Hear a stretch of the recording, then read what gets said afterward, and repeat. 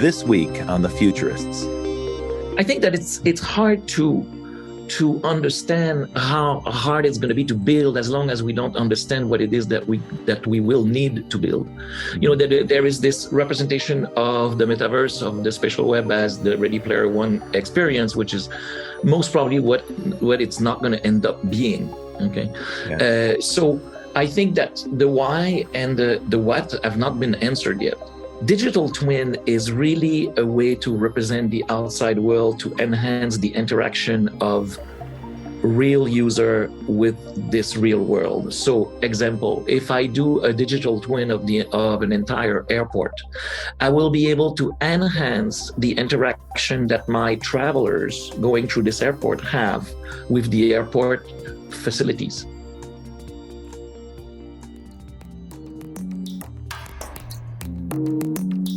Well, welcome back to the Futurists. I'm Rob Tercek, and my co-host, Brett King, here with me. Hi. Hey, Brett, you know, one of the things we keep hearing about on this show, it keeps turning up, is this topic of the metaverse, this idea that someday we're going to be spending all of our time, not on Zoom, like we all have been for the last couple of years during the pandemic, but instead in sort of a 3D version of Zoom, where we'll be able to be in the same place and look around and look up and look down. You might think of it as like an immersive game world that we're going to spend all our time in. Now, there's a lot of controversy about this because, candidly, that vision is pretty far out in the future. But what a lot of people don't know is that real-time 3D has quietly grown to become an enormous force. And I'd say real-time 3D is way bigger than the metaverse. Well, of course, this includes, the new tech that we're looking at with Apple's. The new rumor is they're going to be called Apple Reality glasses. Yeah, we heard about the trademark filings for Apple for reality. And of course, it's clear it's not just Apple, right? Microsoft's been working on real-time 3D for ages. Companies like NVIDIA power it. There's a number of big companies in the space. So this week, what I thought would be fun to do is to bring on a good friend of mine, someone I've worked with in the past and someone I have great respect for, who is an expert in this topic. He's been working at the very forefront of real-time 3D for more than a decade. So let's give a big welcome to Sylvio Drouin. Sylvio, hi. Welcome to Hello. the Futurists. Thanks for having me. We're so happy to have you here. Now, Sylvio, your title is the SVP of Innovation at Unity. Mm-hmm. And Unity is one of those companies that flies under the radar for most people. I would say a lot of people deal with Unity, or a lot of consumers touch Unity technology, but they're completely unaware of it. In a way, it's sort of like, BASF or whatever that company is that says, we don't make the magnetic tape, but we make it better. What does Unity do, and how does it make real-time 3D better? But Unity is what we call a game engine, and for a lot of people, when I say this, they say, "What is a game engine?" Mm-hmm. It is the piece of software. It's a piece of software that is used to do two things: to create games by game developer around the world, and it's also the engine that power those games, that make those games run when the consumer or the player download and install and play that game. So, as much as people don't know about us at the forefront as a brand, there's certainly 3 billion people monthly that play Unity-made games on iOS, on Android, on PlayStation, on Nintendo Switch, on Xbox, on various platforms. So this engine, which is called a 3D engine, a 3D game engine, is not just for games. It's to power other type of application in various industries, in film, in construction, in architecture, simulation, digital twin. There's an unlimited number of application of tech. We'll get into that in a minute, because we definitely want to dig into some of those. You dropped a bunch of keywords there. But I think the big point that you just made, which I think is really important, is that there are 3 billion people on Earth who are playing games. For most folks, we tend to think of games as something that's secondary. It tends to be something you think that your teenage kid plays in his bedroom or something. Most people don't realize that more than half the population considers themselves gamers, and most people have at least a couple games on their mobile phone, about 60% of people. So 3 billion people are playing mobile games. I put that out there because when we hear about the metaverse, there's so much hype about the metaverse. But if you took all the people in the world who are currently using the metaverse, it's not even 100,000 people. It's a tiny number relative to the number that are using games. But 3D games are important because they're conditioning half the users of the internet every single time they play. They're conditioning them to 3D interfaces. Yeah. And 3D is how we deal with the world. 3D is what we're used to when we move around in the real world. Yeah. You know, if you think about it, it's a little bit unnatural that for 20 or 30 years, we've been sitting in front of digital screens and trying to understand the world through this rectangle of glass, a flat two-dimensional representation. And so in some ways, 3D might be the full realization of the potential of the web. But that's a hard thing to do. Tell us a little bit about the what makes it hard to create a 3D version of the web. What are the challenges? I think that it's hard to understand how hard it's going to be to build as long as we don't understand what it is that we will need to build. Mm-hmm. You know, there is this representation of the metaverse, of the spatial web as the Ready Player One experience, which is most probably what it's not going to end up being. Okay, yeah. So I think that the why and the what have not been answered yet. Mm-hmm. You know. Building a game is already a very tedious process, because if you want to build something that is rich in content and narrative, there is a lot of work. And building an experience to visualize a factory with IoT, with thousands and thousands of IoT device connected to the actual 3D simulation, that's a different set of problems. Right? Okay. So you're saying that we need to do proper problem definition. And yes. Nobody's done a very good definition of what the metaverse is or what it should be or why we need it. Exactly. Okay. But let's talk a little bit about the challenges around 3D, because this has been a long time coming. And to put it in perspective, since games is the area where there's a lot of traction, and then later we'll talk about how we grow from games into other fields. But games is an area where today there's a lot of use. It's worth bearing in mind, just to put this in kind of historical perspective, 20 years ago, real-time 3D didn't exist. And it was really hard to render things on the fly. Or it was relatively primitive, let's put it like that. So people might recall that back in the day, console games that had the best power to render sequences, they had cutscenes, little movies that would happen in between, when the system was moving you to the next level. Yeah. You'd see a high-resolution movie, but that was fully rendered in advance. It was basically just like playing a cartoon. A 3D animation. And then you get into the game where the graphics were noticeably less vivid and less sharp and less crisp. Now, bring us up to today. Have been closing. Well, no, that's the point. Bring us up to today. What has changed in 3D technology to make it possible now, where you've got, on an Xbox, it's like a motion picture. When you watch a sports game, it looks like you're watching the NFL on television. What has changed in 3D technology in the last 20 years? But what's changed is the evolution of the GPU, of the graphic card.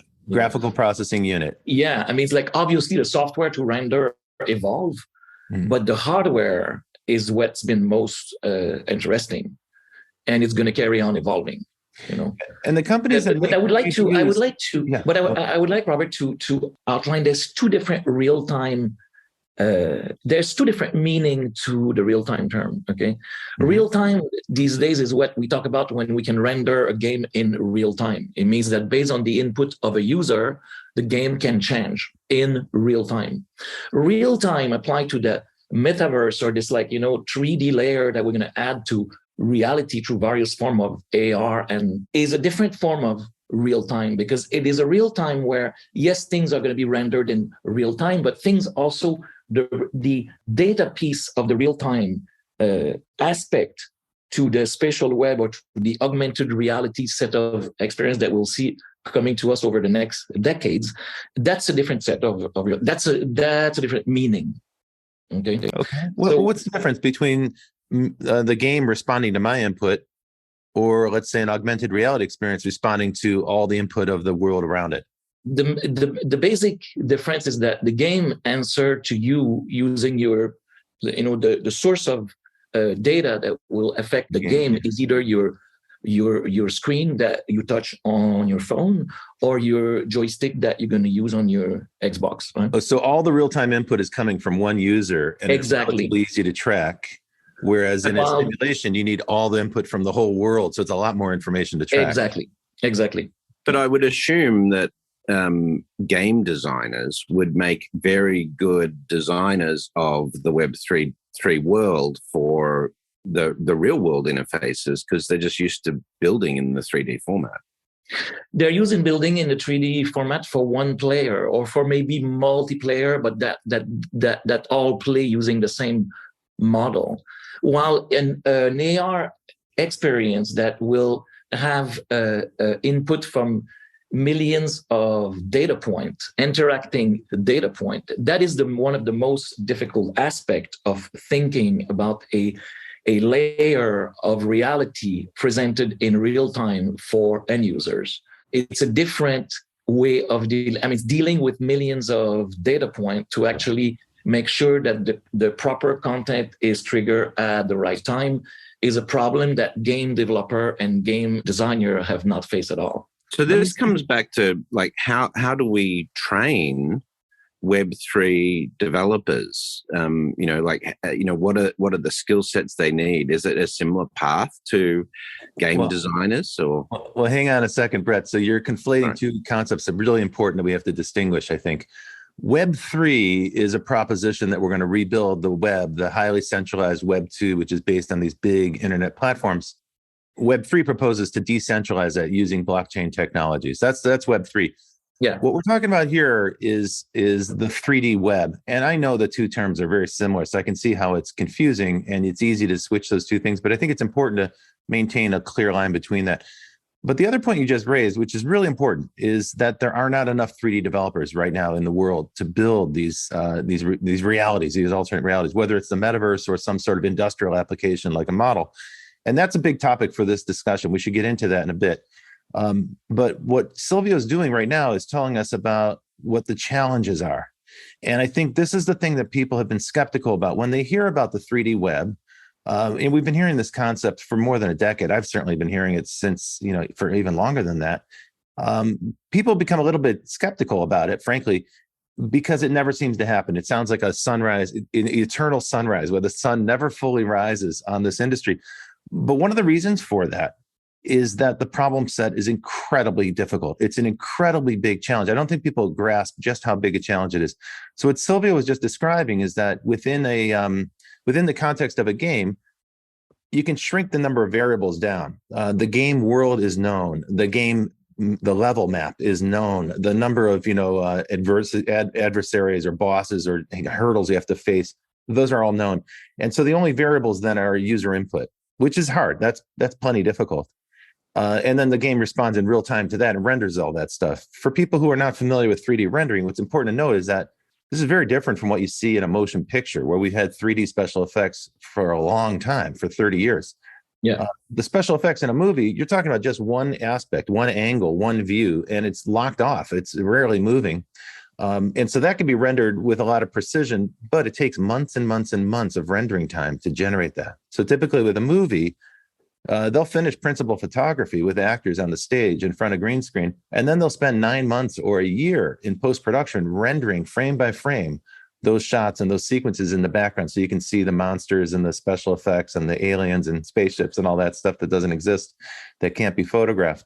But that's a very different proposition from what we're talking here. Real time means the camera can move, the player can move, and the whole world has to be re-rendered in real time to support that. Yeah, I think we can use a very simple example for the audience, but a simple example, if I play a game, if I have a game, I don't know, like it could be like a shooting zombie game, okay? If I play this game immersed in a VR headset, I know the game knows exactly where the character are. I can move the character around. I can move my own character around. It's easy. The constraints are well understood. Okay. If I take this game and I play and I want to make sure that it can be played against the physical reality around me, I have to cope with, because I don't know in which environment my user is going to be. So I have to build a very different game. Okay. And a game that will have to work everywhere. I could be at the park. I could be in my kitchen. I could be in my living room. I could be on the bus. I could be anywhere. Okay, so if you think about this and you think about the type of experience that will be produced, the complexity is exponential. That's right. Because you have to be able to render it from every one of those perspectives, right? So Yes. the view from the bus is going to be very different from the view from the bus stop or something.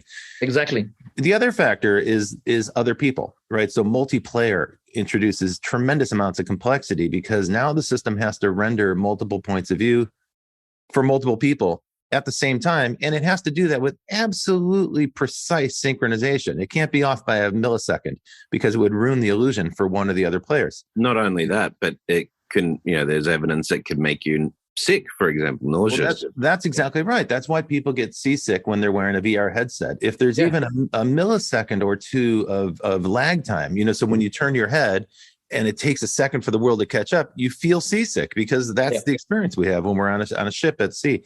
So you're exactly right, Brett. And so the more users you add, the more complex that rendering problem becomes and the more processing power that you need. Have I got it right so far? Mm-hmm. Absolutely. Okay, so this is one of the reasons why the metaverses that have been built so far are not very well populated. They're sparsely populated because the system simply can't support thousands and thousands of multiple. Can you give us an example of what you think about what's been built so far in terms of metaverses? Like, do you consider like Roblox as metaverse, or it's a fine question? I consider it like a primitive version of the metaverse, certainly. Because a lot of the things you're talking about, Rob, we can do in Roblox, but it's just very low fidelity. That's right. So let's break it down like this. There are game worlds today that do support millions and millions of users. Those include Roblox and Fortnite, and they're excellent games. But to the point we were making a minute ago, those are worlds that are designed for a single purpose, principally for one main purpose, which is to play a game. So a lot of the variables are known. Now, of course, they're expanding into things like games and performance art and so forth. So those are like a proto-metaverse, to Brett's point. But they're also... Yeah, but don't forget, Fortnite you can't be a million user in the same game instance. That's exactly right. In the end, you can be like, I think it's like 100 player per game instance, which means that it's like a multiplayer game. That's exactly right. And that's the limitation we're just talking about. The ability to render multiple points of view simultaneously is a very challenging problem. Yeah. The second kind of metaverse, though, is this non-game metaverse. To Sylvio's point earlier, those metaverses aren't very well defined. We're not sure what they're for. If you listen to people like Mark Zuckerberg share their vision, they tell you that we'll do everything we do in the real world. We'll have meetings, we'll have friends, we'll have parties, we'll watch TV shows and look at PowerPoints inside of virtual worlds. I'm not sure that's such a compelling use case. But certainly Facebook's Horizon Worlds is an example of a prototypical metaverse. And there are non-centralized versions. Companies like Decentraland and Sandbox have launched their own versions. But these also run into the exact same constraints that we just spoke about, right? So what we're trying to do right now in this part of the show is define what are the hard problems to solve for a real-time 3D web to actually happen. And one that we've come up against very clearly in this early part of the show is that we don't have a way to render that much simultaneously. Like, we can't support 1 million simultaneous users. Do you think that's going to be solved in the future? Do you think there's a way to do that in the future? I mean, this is not just about rendering. There's there is multiple problem associated with 1 million user, and it's also like, do you want to be in a world where there is 1 million user at the same time? That's another issue. Like, can we find narrative and game narrative that lead to a game where you would be 1 million user with 1 million user? I think that, when we talk about the real-time 3D web, I think it's important to outline that, that they are games. Games is not the real-time 3D web. What I see as the real-time 3D web, there is two things. It's first, it is a way to present information using 3-dimensional interface. Mm-hmm. Okay. The question here is that useful? Okay. Yes, I can present like a Amazon product or something I want to shop for as a 3D object that I can manipulate on my screen or in my VR headset. Is that useful to complete my shopping or to enhance my shopping experience? Not proven yet. Okay. So, and then the other aspect of this is yes, will I serve the web going from an experience to the other experience like I do today when I use my web browser and I go from link to link to link to link. Do we see a future where Fortune 500 companies, retail shops, anything will want to present their information in 3D? It's probably a mixture of what you have today and what is going to be actually useful for the user to see in 3D. Not clear yet, again. But you're talking about AR applications, right? No, I'm going to come to AR now. Okay. The other aspect of this is a 3D layer on top of the physical reality that user experience every day. That is probably going to be more useful. Okay, there's a lot of very useful application to add a 3D layer when I'm visiting a city, when I'm looking for the right road to take to get to a place. There's like multiple application, fixing the worker working in a factory or a plant to do like a repair of like some machinery. So that's very useful. Okay. So the first one, which is when we talk about the 3D web, which is like the transition from 3D experience to 3D experience, is a bit less defined in terms of how useful it's going to be. The second one, which is the augmented reality one, it's much clearer that it's going to be very useful. Now, on top of these things, you have games and you have entertainment, and that's not going to change. Entertainment in a VR headset has not been proven to be very appealing yet. Of the 10 million Quest 2 that have been sold, not many users use them. They're mostly in the closet. Okay, that's right. So they use them twice a month on average. Yeah. We've tried. It's because one of the reasons that we've tried to jam linear contents, games that were built for 2D screens, even if they're rendering in 3D, the actual narrative is like a linear progression of scene. In a VR, even if it's still rendered using the same 3D tech, you have more than 3D. You have more than 3 dimension because you can move your head, you can move your hands. You can do a lot of things that you cannot do with a 2D screen in front of you. Okay, So we have not understood the actual narrative of how to create very compelling VR experiences and games. We're like film was like 125 years ago, where it took 15 years to actually find the cinematic language, the language of the language of film. We're at the same stage here, and that's why people are not using this. So Roblox is like the silent movies of the metaverse. It's like the silent movie. Very well said. All right, let me see if I can round this up then. So what we've covered so far is that real-time 3D is emerging, and it's useful today in game worlds, persistent game worlds, things like Roblox, Fortnite, and other games. And by the way, there's like 1,000 of those game worlds. This is not a small thing, and they're used by 3 billion people. The big question, and maybe the big opportunity, is can this be extended to other fields, for other kinds of entertainment or social applications, business applications, industrial uses, maybe city planning or transportation planning, simulations for the environment, and so forth? That's a question we'll get into in the second half. But what we've already heard in this first part is a really important distinction that Brett brought up, which is that there's really 2 kinds of real-time 3D applications, or worlds, if you will. One is an immersive experience that you go into, like a virtual reality or a game world. That's a destination. I'm going to immerse myself in this other world. Many of the metaverse concepts seem to be built on that premise. But the second one is one where you kind of cover the world around you, the real world. You cover that world with data. You paint the world with pixels, if you will, the real world, and now that's visible. Augmented reality experience. Yeah. So that distinction, I think it's important for our audience to get that there's 2 kinds. There's immersive worlds, 3D worlds that you might go into, or the real world that might be covered with data. We're going to go to a break now. And after break, we'll come back and we'll delve into some of the applications and use cases of this technology.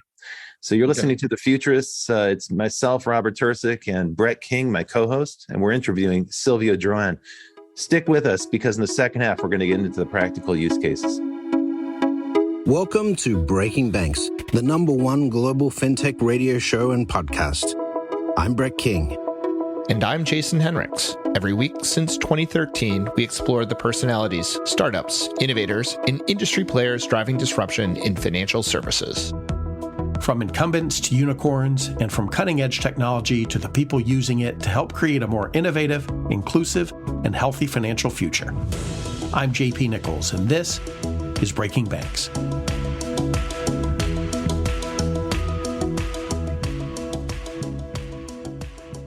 Welcome back to The Futurists. I'm Brett King, your host with Robert Tercek, and our guest today is Sylvio Drouin from Unity.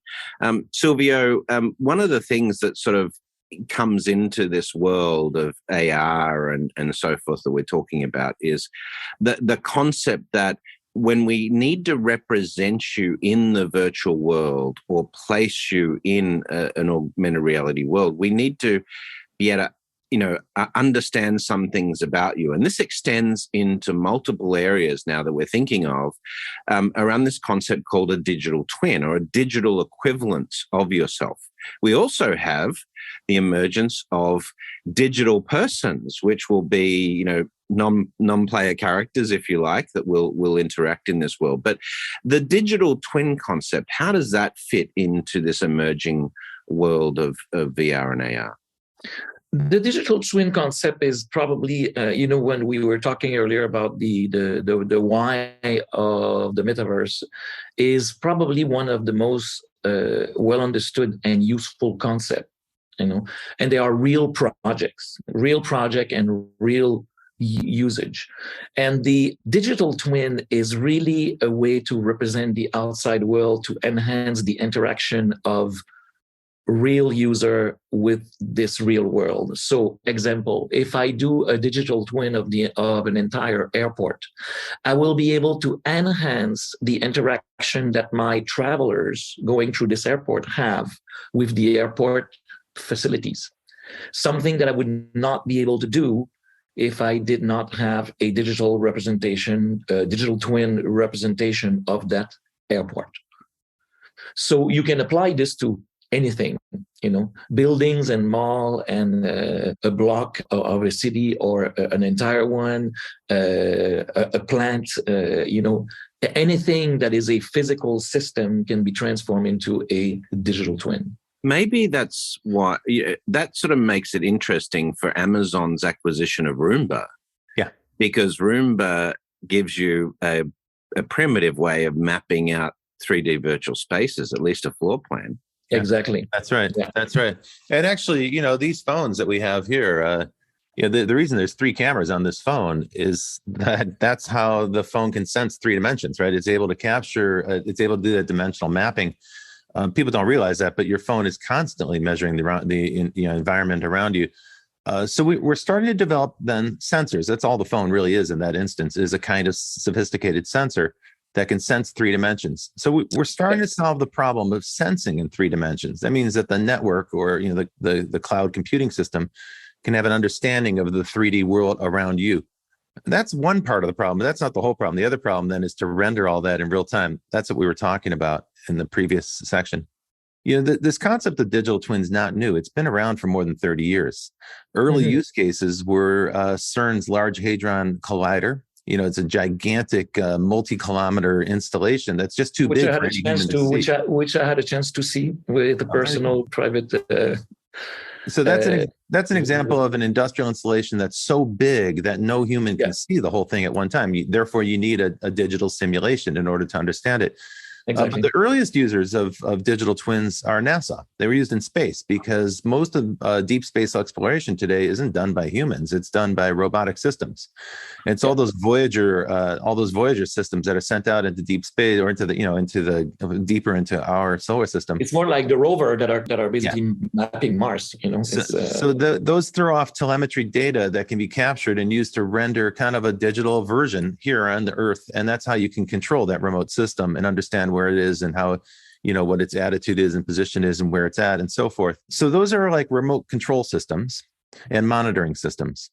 But I think what's important about the new generation of digital twins for industry is that they're no longer used just to monitor or render or show us a picture. They're also used to control those systems. In other words, the model is starting to be controlling the real world. And that's where artificial intelligence and real-time data become extremely important for digital twins today. You have to have high fidelity data, and you have to have an AI that you really trust, because it's going to be making decisions not only about what you see, but about what actually happens in the real world. That might be a factory or a plant or a business process. Can you comment a little bit about the use of simulation in industry this way, 3D simulations? Simulation is really different than, it's related to digital twin and not. I mean, it's more used in the industrial world today to simulate and understand the problems in complex physical system before they actually happen. Mm-hmm. And it's also obviously to simulate those complex system before you actually build them, so that you make sure that they're going to work. And so the amount of data, AI, and machine learning that we can feed into this basically enable those physical system builder to understand the problems and the intricacies of what they're going to build. And that's one way to generalize this. There's obviously like various case but in order to understand this as to why we would do 3D simulation, that's the reason. That's right. There's also the fact that if you have built a simulation of the way a machinery or system will work, that once that is built, you could use that same simulated data or that same design data to overlay, for example, 3D virtual understanding. Absolutely. Of problem solving and fault solving and so forth. The ultimate example of that not being necessarily just fixing equipment in a factory, but something in the case of like augmented surgery, where surgeons are using that data, previous scans of, a tumor or something like that in an operating environment. Simulation also applies, like if I'm building an airport again, let's come back to the example, and I want to know with the architecture or the plan that I have, how the travelers will walk and flow through this airport. I can actually simulate this to understand what I need to change in order to make sure that there's no bottleneck. That's right. And that's a really good point, because I think some people might be wondering, how does a game engine fit into all of this? We've been able to use 3D, computer-aided design systems for decades now. So there have been all sorts of ways to render architecture in 3D. That's not new. Yeah. That's not new. Simulation is really basically the merging of AI and a game engine. And that's it. And the reason we use a game engine is because the game engine has the motion, the kinematics, the physics, the people moving around. So you can populate that 3D model, the architecture, if you will. You can populate that model with people and dogs and kids playing basketball and balls bouncing around, and all the physics of that will be quite accurate. That's really important for anyone who's doing planning, like urban planning or industrial planning or space. Robots in a factory, you really want to actually understand well how they're going to interact. So that's another example as well. And those systems can be used to train an AI as well. So an artificial intelligence can take really, a virtual world that's rendered in 3D, what to us would look like a game world simulation, but populated with simulated people, simulated animals, simulated trees, and so forth. All this stuff is really high verisimilitude. Now it's high accuracy. This is a very good point you just made. Simulation is a very good way to actually produce the data that will be used to train the neural net models. Right? So that's another way to, there's like, if you have complex neural network and you don't have the actual data that you need, simulation can be used to generate that data. Yeah, that's right. And that's useful for training purposes. So with ML, with machine learning, more data equals more training, which means you get to a better result fast. Exactly. And so we can accelerate the training, collapse the learning curve for the ML system by using a simulated world. We're getting deep into the weeds here, but the promise of all this technology, from my viewpoint, is that something like industrial metaverse might emerge as a more compelling use case sooner than consumer metaverse. Earlier, you said there's not a really compelling consumer use case for the metaverse. I think that's probably true. Most people are sort of like, meh, they're not sure why they would use it. Why would I put on a VR headset to go to the office?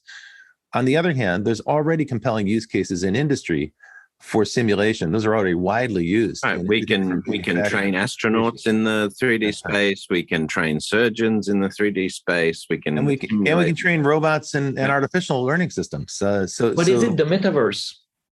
Is it the metaverse? Because the metaverse is really about the connection of the different experience together.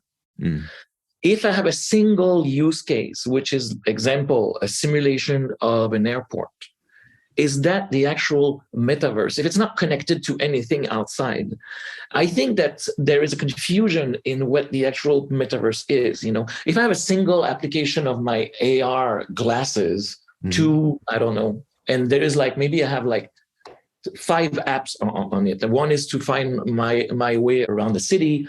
Another one is to help me make food. Another one is to help me do this or do this. Okay. Is this the actual metaverse?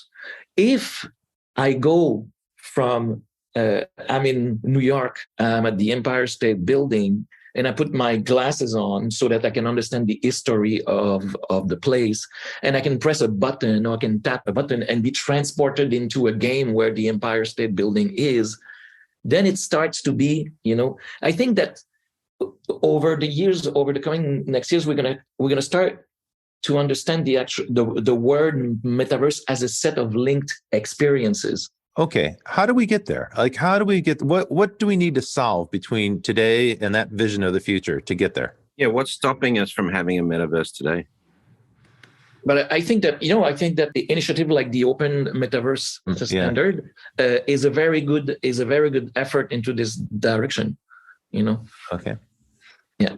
Okay, so that's about interoperability between worlds. And for folks who don't know what the term interoperability means, it means, well, for instance, when the apps you download on your iPhone won't work on your Android phone, that's because they're not interoperable. If you have data that's trapped in one software program and you can't move it over the way things used to be with, say, your contacts in Microsoft Office, you couldn't export those out easily in the past. That was because it was not interoperable. And sometimes that's by design. In the tech world, tech companies often like to foist a proprietary standard that locks people into their system. But already now, even in this early stage of the metaverse, a lot of industry leaders, not all, but a lot of the companies that are in the lead, have come together to create an interoperability forum to make sure that the worlds they build can link together and people can easily migrate from one world to the next. So that's the point that Sylvio is raising. I think that's a good point, but there's other stuff that has to happen as well. If we're really going to start to create simulations of the world, aren't we going to need a completely new generation of processors? And what's the load on the network? These are big data models. Yeah, and the energy requirements, yeah. It's huge. It's expensive because it's expensive to use. 1,000 or 10,000 GPU in the cloud. So the infrastructure, the computational infrastructure, will have to seriously evolve and grow in order to, and while keeping this to a affordable price. Yeah. In order for us to actually go into this full speed. So obviously, the real-time 3D web is a great thing for the companies that make the graphical processing units. Those are companies like NVIDIA and AMD, for instance, silicon manufacturers. But that's a considerable cost that someone's going to have to bear. Is that one of the reasons why this hasn't been broadly taken up outside of specific use cases and very specific micro worlds and simulations for particular industries? Is that one of the reasons why it hasn't broadly caught on? No, I think that from an industrial perspective, it has caught on. I mean, it's clear that more and more companies, as I had said, 5 years ago, that there's going to be a need for Fortune, or there's going to be a want or a need for Fortune 500 company to start going from a 2D world to a 3D world, in all sort of use cases, and that is happening. That's clear. Okay, what's not clear is and it's clear also that 3D that the consumer is playing 3D games. Okay, so that's clear. Right? What's not clear is the browsing of the internet using a 3D.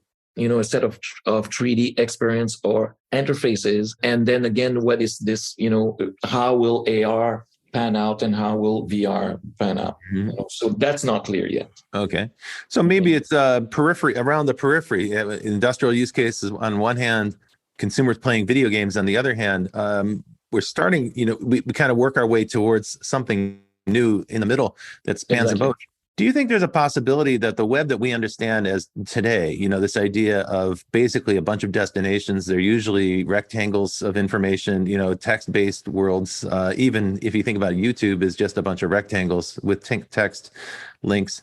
Yeah, that's the web that we have today. Do you think that might just exist in parallel to some 3D world, metaverse, or some 3D experience that is very different from the web that we're familiar with, the web we've had for the last 30 or 40 years?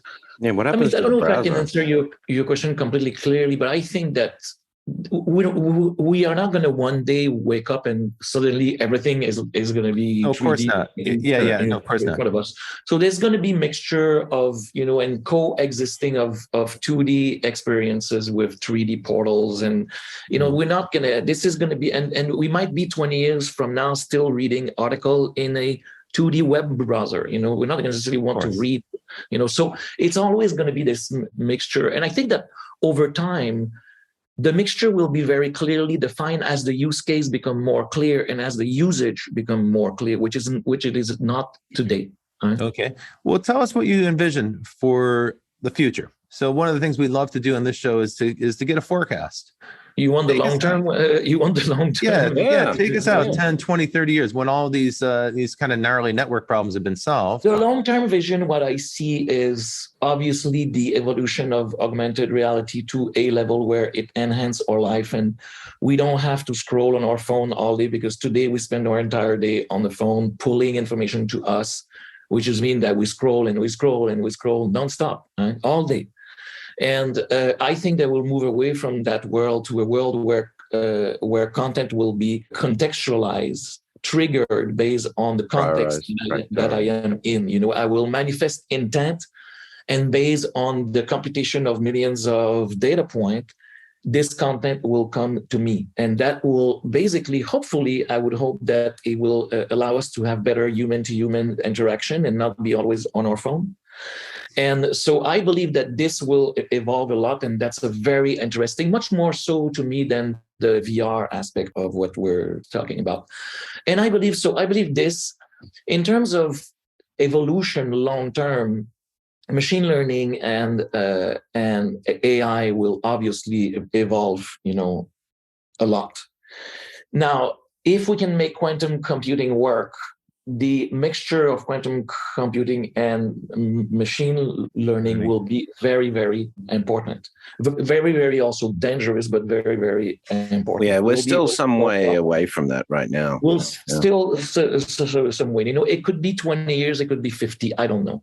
But once we have connected machine learning and quantum computing, we will, I think that long term, 50 years, 100 years, we're going to connect nanotechnology systems to that. So then you're going to have a very powerful AI able to create physical things. So that's a bit of long term. If you really ask me long term, that's what I believe is going to happen. I just had a conversation with a technologist who I'm friendly with, who said that he is now using AI for game design. And he said, look, it's a hack. It doesn't work 100%, but this is his technique. He'll be with his daughter at the park, and he'll start talking to GPT-3, and he'll start with a short description of a game and ask GPT-3 to write a game description. And he said he gets a decent game description. Yeah. I tried that also. Then he takes that description and goes to DALL-E 2 or to Midjourney and asks it to simulate or knock out some AI generated images, to portray what might that look like, that game description. Now he gets some images generated. And then he goes over to another system that allows him to simulate a rough model of a game. And he said, look, it's not perfect. It's a cheesy hack, but he said with zero effort while he's playing in the park with his daughter, he can actually start to knock out screens of a potential game design and at least get to the point to say, is this worth pursuing? Is this worth exploring? What you're describing is that in this future scenario where these artificial intelligence systems are so good that they can generate not just words and text or images, but they can actually start to generate entire experiences and maybe even start to engineer physical products for us. Yeah. That's your vision for the future. That's a powerful. And I started to think about this like 7 years ago, where I'm like, what is the future of content creation? Right. And I'm like, if I want to bring like, 100 million, 500 million creator to create content, it's way too hard today. So it was clear to me that machine learning driven content authoring would be the actual future. Yeah. And we are, if you look at GPT-3 and you look at DALL-E and you look at Mind Journey and you look at others, we're going to get there. We're going to get there within the next decade. We'll be able to create complete 3D scene and complete 3D games by just talking to the game engine. Yeah. And that's very powerful, Yeah. In fact, yesterday on Twitter, I saw a woman has developed a hack. She's built some sort of system where she can take all the single frames of a video. So she just shoots a video of herself walking down the street, and she can get DALL-E 2 to generate and line up almost perfect precision a virtual outfit. And so it renders it scene by scene. And then she found another program she could import all those individual shots into, and it recreates the video. And what she ends up with is basically simulation mapped onto the video stream that she started with. And again, it's a hack, it's a workaround. Yeah, but those sort of things, that we're closing the gap on those capabilities pretty quickly now. So fast, exactly. That's what's so astonishing. I mean, GPT-3. I saw I've heard talk about GPT-4 that it's going to change the world. Yeah. Right, that it is the closest thing to the Turing test that we've ever seen.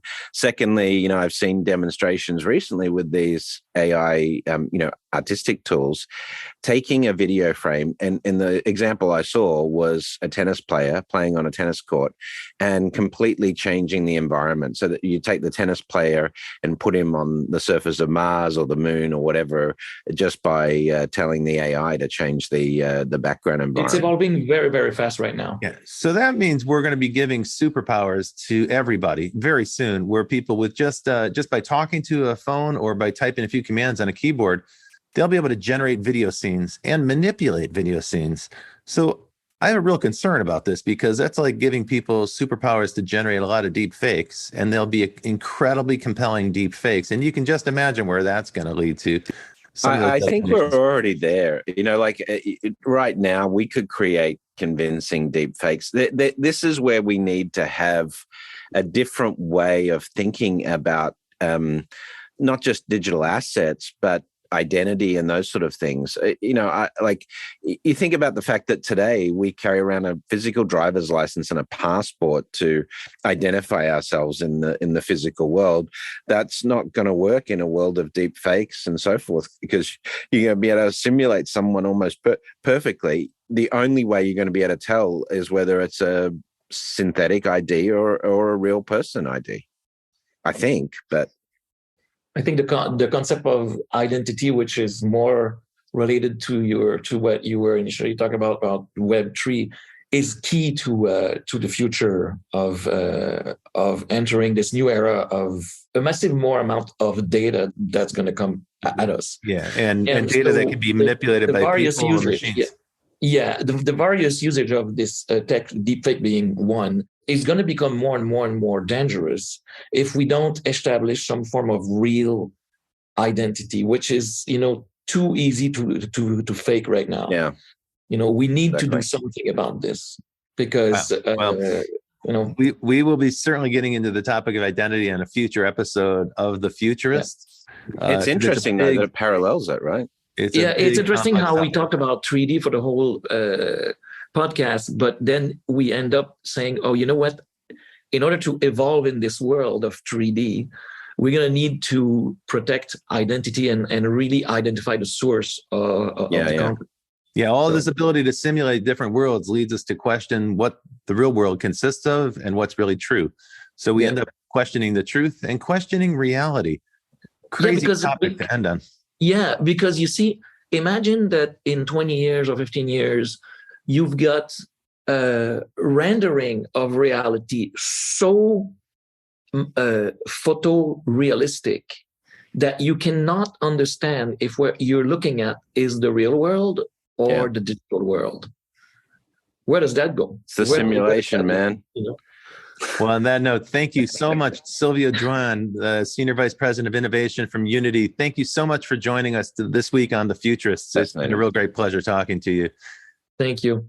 If you liked listening to The Futurists this week, you know what you can do. You can give us a 5-star review. You can give us a shout out on social media. All of that helps other people find the episodes and the content, and that helps us support the program on an ongoing basis.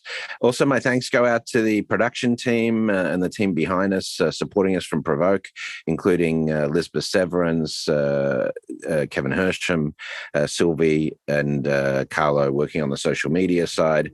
And of course, out to you guys. But we will be back next week with more compelling future-focused content. Until then, we'll see you in the future. Well, that's it for The Futurists this week. If you like the show, we sure hope you did. Please subscribe and share it with the people in your community. And don't forget to leave us a 5-star review. That really helps other people find the show. And you can ping us anytime on Instagram and Twitter at Futurist Podcast for the folks that you'd like to see on the show or the questions that you'd like us to ask. Thanks for joining. And as always, we'll see you in the future.